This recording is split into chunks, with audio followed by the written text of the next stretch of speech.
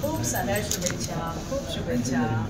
जोरदार चालला प्रचार. मला सुरभीने सांगितलं. सुरभी बसूनच देतो नाही नाही नाही, सुरभीचा जोरदार प्रचार चालू आहे आणि ती अपडेट पण देते. आज आम्ही दिवसभर तुमच्या इथे जलमंदिरला जाणाऱ्या 5 वाजता राजमाता